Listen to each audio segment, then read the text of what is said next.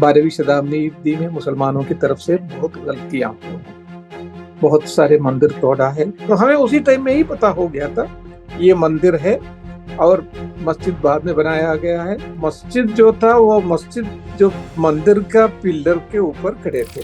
जितना मुसलमानों को मक्का और मदीना इम्पोर्टेंट है, उतना एक आम हिंदू के लिए इम्पोर्टेंट है। ये जगह खुद ही इन लोगों ने अगर छोड़ दिया होता तो वो मुस्लिम हिंदू भाईचारा जनब एक साथ हो जाते थे और मुसलमानों को सारे इश्यूज को सॉल्व करने के लिए हिंदू आगे आ जाते थे। आपने जब राम मंदिर से मस्जिद छोड़ने की बात कही तो आपके दोस्त रिश्तेदार वो तमाम मुस्लिम भाई जिनके साथ आप बड़े हुए होंगे, क्या नाराज नहीं हुए वो लोग? एग्जैक्टली वो तो होंगे and that was expected also. मैं एक्सपेक्ट कर रहा था तमाम लोग जो ना खिलाफ हो जाएंगे, लेकिन बहुत सारे लोग ऐसे भी थे, उन्होंने ये भी कहा, ये तो आपने बहुत बड़ी बात कहा। मैं सिर्फ इतना ही कहना चाहूंगा मुसलमानों से, आप ने कुछ गलतियां पहले हो चुका है, क्योंकि मैं उसको बहुत करीब से जानता हूँ। मैं ज्ञानवापी का भी इश्यू जानता हूँ, मथुरा का भी इश्यू जानता हूँ, क्योंकि इन सारी जगह पे काम करने का मौका मुझे मिला है। तो मुसलमानों को कम से कम 3 जगह अपने आप छोड़ देना चाहिए, क्योंकि वो that is as important for them as Mecca and Medina are for Muslim community.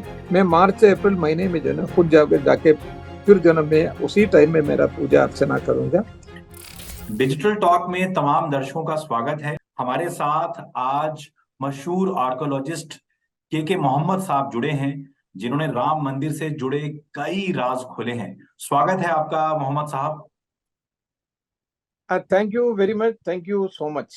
लंबे समय से डिजिटल टॉक के दर्शक जानना चाह रहे थे राम मंदिर से जुड़े वो तमाम राज, वो तमाम खुलासे जो खुदाई के दौरान आपको कई तरह के सबूत अंदर मिले। उसके बाद दुनिया ने जाना कि वाकई ये राम मंदिर ही है, मस्जिद नहीं है।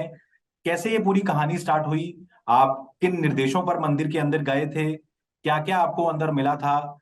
और सुप्रीम कोर्ट का जब फैसला आया तो उसमें आपका जो खुदाई की थी आपकी टीम ने, उसका कितना अहम रोल था? आपसे जानना चाहेंगे सर।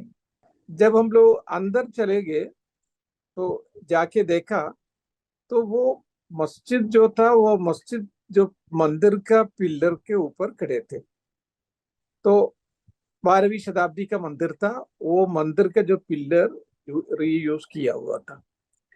तो कैसे पता लगेंगे आपको ये मंदिर है, ये मस्जिद है या गिरजाघर है? उसके लिए हम लोग हमेशा, जो हम लोगों का जो कोर्स है आर्कियोलॉजी का, वो इसी सब चीजों जो नो स्टाइलिस्टिकल डेटिंग कहते हैं हम लोग। स्टाइलिस्टिकल डेटिंग का के हिसाब से ये 12वीं शताब्दी का मंदिर था, उसको बाद में 16वीं शताब्दी में रीयूज किया था। तो उसके नीचे जो मंदिर के जो पिलर के नीचे पूर्ण कलश था। व्हाट इज ए पूर्ण कलश? पूर्ण कलश जो ना उसको एनग्रेविंग किया हुआ था। व्हाट इज ए पूर्ण कलश? पूर्ण कलश जो है ना वन ऑफ द अष्टमंगल चिन्हास है और 8 ऑस्पिशियस सिंबल्स इन हिंदुइज्म। तो वो हम लोगों को पहले वो अष्टमंगल चिन्हास मिले। देन उसके ऊपर जो ना थोड़ा सा देवी देवदास का जो ना प्रतिमाएं थे, दैट वाज आल्सो एनग्रेव्ड, लेकिन उसको डिफेस कर दिया था। So that was the second evidence.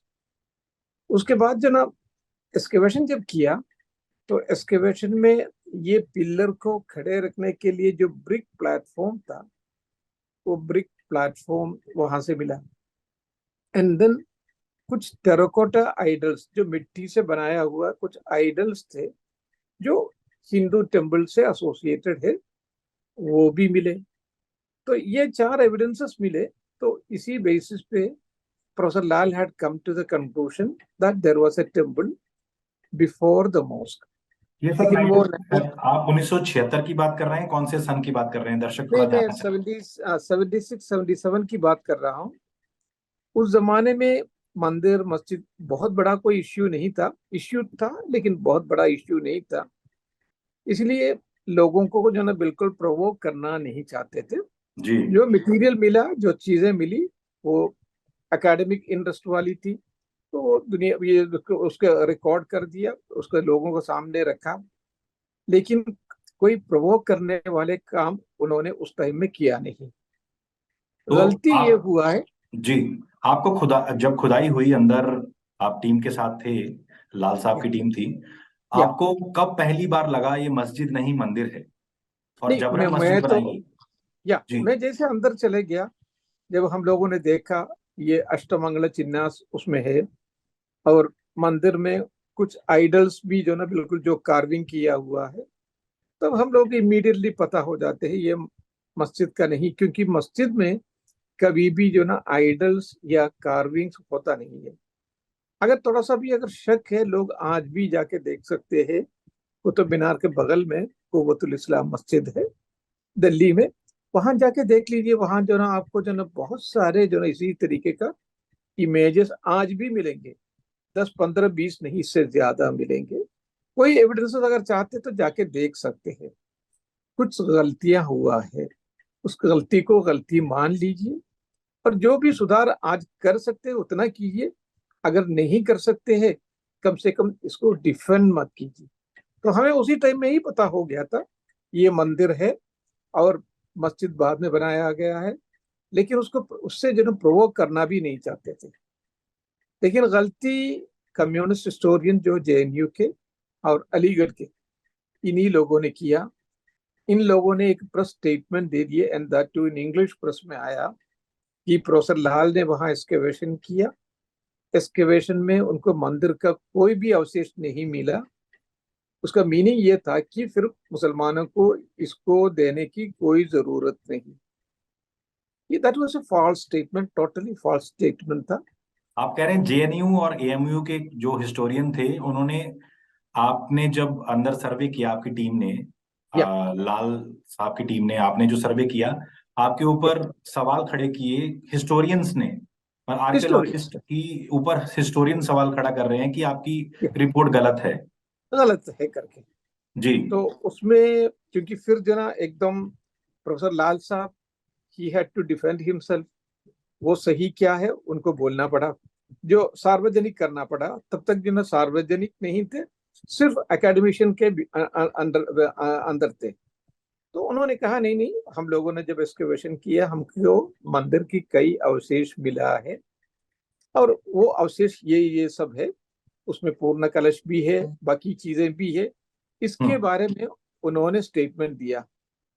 तो उस टाइम में मैं मद्रास में था। I was deputy superintending archaeologist, Madras में काम कर रहा था आर्कियोलॉजिकल सर्वे ऑफ इंडिया में। उनकी डिफेंस में मैं आया। बहुत सारे लोग जो ना डिफेंस में आना नहीं चाहेंगे, लेकिन मैं खुल के उनके डिफेंस में आया। मैंने ये कहा कि जो ये कम्युनिस्ट हिस्टोरियंस जितने भी, लेफ्ट हिस्टोरियन जितने भी कह रहे हैं, वो टोटली फॉल्स स्टेटमेंट है। Number one, they don't have any domain competence to speak on a purely technical subject, क्योंकि हम्म। ये बिल्कुल टेक्निकल सब्जेक्ट है। इन लोगों में कोई भी आर्कियोलॉजिस्ट नहीं था। इनको आर्कियोलॉजी में कैसे खुदाई करना है इसके बारे में भी नहीं पता था। हम्म। लेकिन ये जो ना बिल्कुल अंग्रेजी अखबारों से जो ना इनका कनेक्शन था, तो उसमें ये गलत जो ना स्टेटमेंट लेके जो ना इन लोगों ने गलत स्टेटमेंट दे दिया। तो मैंने कहा इनको डोमेन कॉम्पिटेंस नहीं था, नंबर वन। नंबर टू, इसमें से कोई भी आर्कियोलॉजिस्ट नहीं है।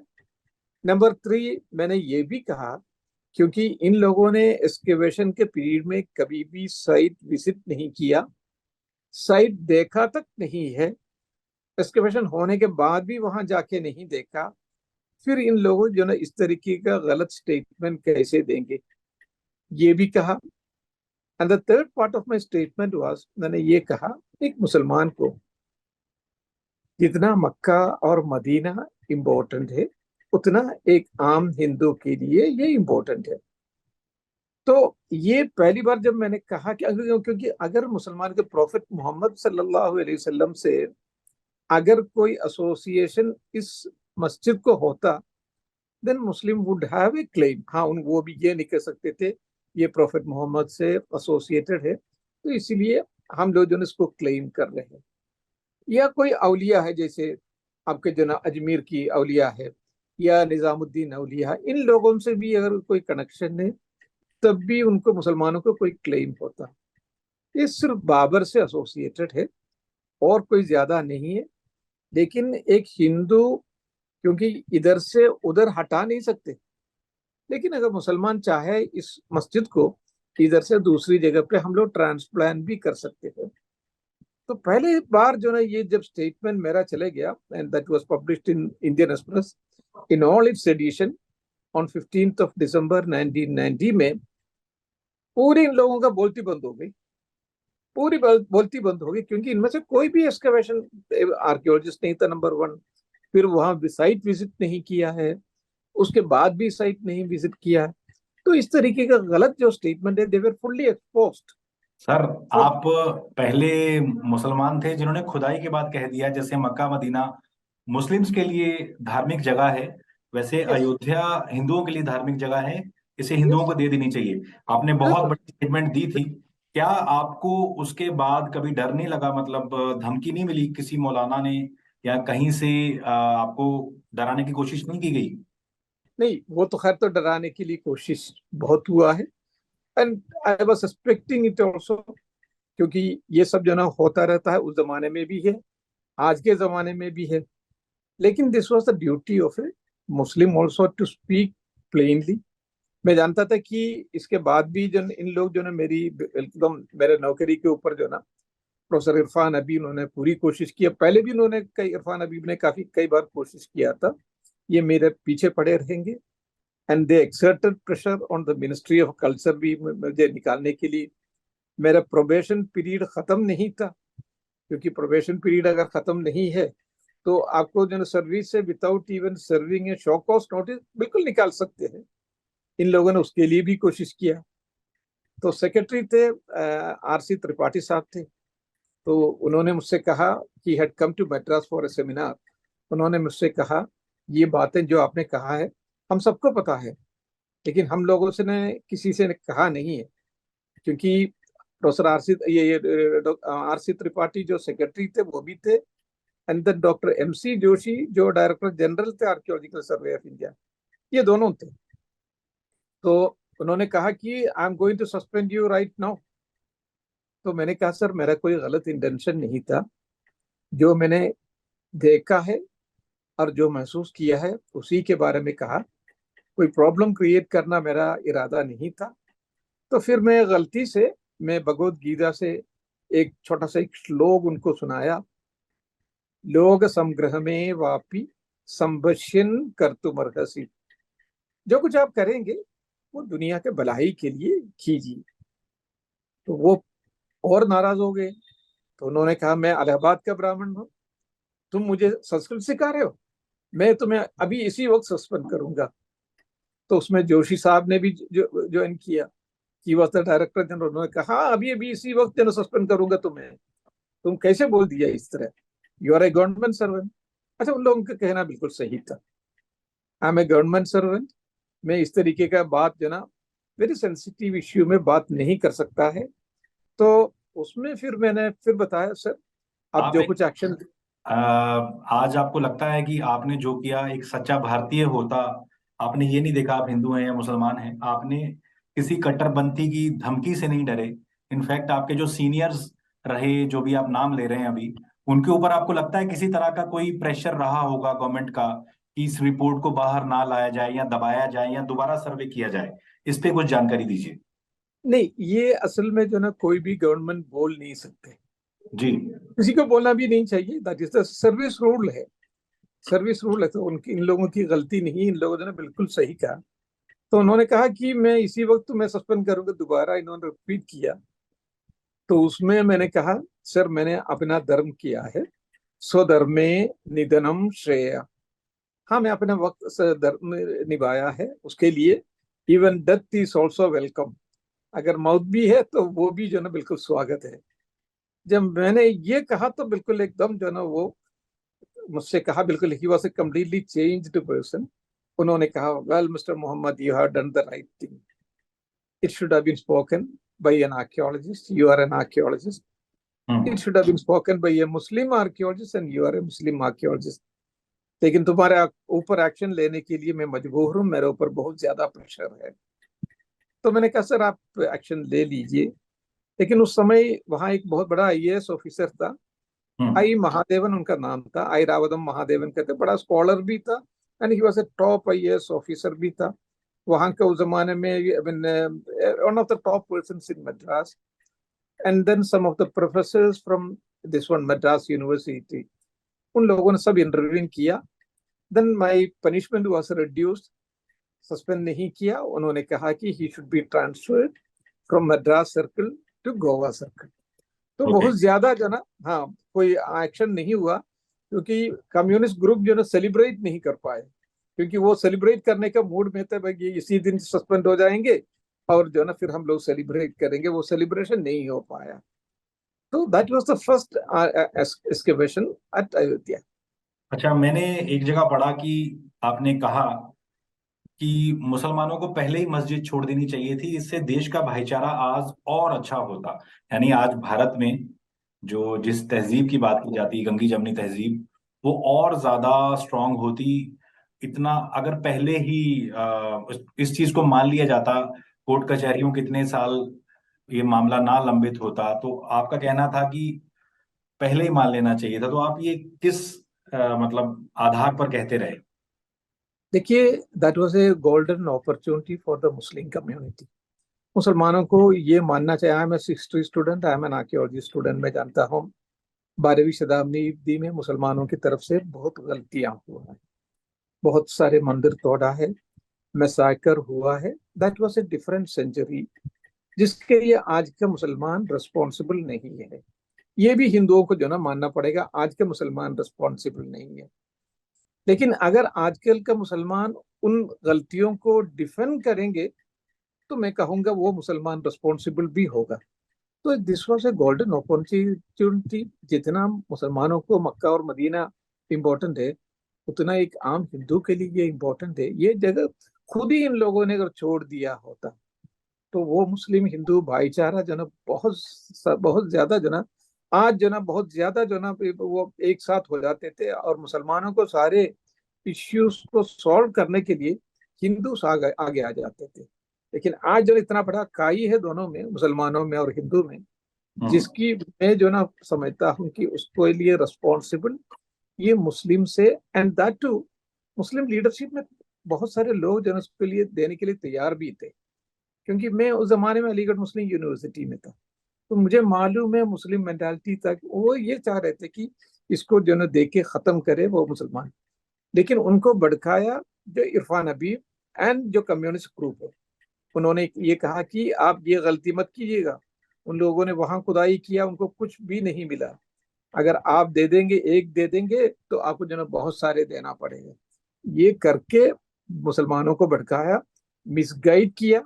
ये जजमेंट आने के बाद भी, क्योंकि मुझे वहां का पूरा खबर मेरे पास आ रहा था, जजमेंट आने के बाद भी मुसलमानों को भड़काने के लिए इन लोगों ने कोशिश किया, लेकिन सफल नहीं हो पाया। इनके ऊपर जो ना 3 जगह जो ना मुसलमानों को खुद छोड़ देना चाहिए। 3 जगह और सर, हिंदू ज्ञानवापी, मथुरा। एंड मथुरा। मथुरा, ये अयोध्या तो हो ही गया है। जी। तो इन तीनों को मुसलमानों को छोड़ देना चाहिए। हम्म। मुसलमानों को ये दोनों और जगह जो ना छोड़ भी देना चाहिए, ताकि जो ना एक यूनाइटेड इंडिया बनाए हम लोग जो ना। क्योंकि आजकल मैं जानता हूँ मुसलमानों का और हिंदुओं का जो ना खाइयाँ बहुत ज्यादा बढ़ गई है, खासतौर नॉर्थ इंडिया में। उसको हम लोगों को एकदम जो ना एक साथ लाना चाहिए। इसको आगे जो ना ये काई को जो ना और दूर नहीं करना चाहिए। तो मुसलमानों को और हिंदुओं को दोनों एक साथ करके let us make a united and मजबूत India. That is what we have to do. बहुत अच्छी बातें की आपने, के मोहम्मद साहब। आज हमारे साथ जुड़े लंबे अरसे से डिजिटल टॉक के दर्शक जो हैं, के मोहम्मद साहब से मिलना चाह रहे थे, क्योंकि जैसी वो भारतीय बातें कर रहे हैं, बातें दिखाती हैं कि वो एक सच्चे भारतीय हैं। बिना किसी डर के वो तमाम सबूत आगे रखते रहे, भले उनके बड़े बड़े अधिकारी दबाव डालते थे, लेकिन वो बिना डरे बिना झुके आगे बढ़े। और इनकी कहानी से कई जीते जागते उदाहरण हम लोगों को सीखने को मिलते हैं कि हमेशा जिंदगी में ईमानदारी से अगर आप चलेंगे, तो आपका कोई बाल भी बांका नहीं कर सकता। बहुत बहुत शुक्रिया के मोहम्मद साहब। उम्मीद करते हैं डिजिटल टॉक का ये एपिसोड आपको पसंद आया होगा। अगर पसंद आए तो कमेंट्स जरूर करिएगा, और क्या क्या इस एपिसोड में आपको अच्छा लगा वो जरूर बताइएगा। और अगला एपिसोड आप किनके साथ इंटरव्यू देखना चाहते हैं जरूर बताइएगा, क्योंकि लाखों दर्शकों ने पिछले हमारे एपिसोड्स को देखा है। हम बिल्कुल सच दिखाने की कोशिश करते हैं आपको। बिना लाग लपेट के। उम्मीद करते हैं ये शो आपको पसंद आया होगा। बहुत बहुत शुक्रिया। Thank you so much, thank you, बहुत अच्छा।